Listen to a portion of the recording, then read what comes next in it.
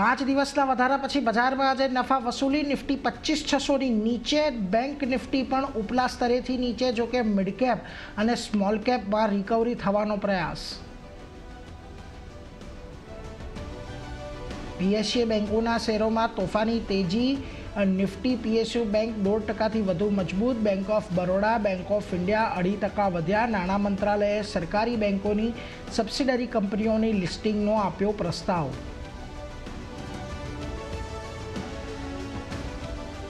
જ્યોતિ સીએનસીમાં થઈ મોટી block deal, 1087 પ્રતિ શેરના ભાવે 1.5 કરોડ, 1.25 કરોડથી વધારે શેર્સમાં 1499 કરોડના થયા સોદા। ડીલ બાદ સ્ટોકમાં આવ્યો 3%નો ઘટાડો। ટોરેન્ટ ફાર્મા સાથે મર્જરના સમાચારને કારણે જેબી કેમિકલ્સના શેરમાં લગભગ 7% ઘટ્યો। ટોરેન્ટ ફાર્મા કંપનીમાં લગભગ 50% હિસ્સો લેશે। આ સોદો લગભગ 12,000 કરોડમાં થશે। ઓપન ઓફર પ્રતિ શેર 1639ના ભાવે, જેબી કેમિકલ્સના 100 શેરના બદલામાં ટોરેન્ટના 51 શેર આપવામાં આવશે।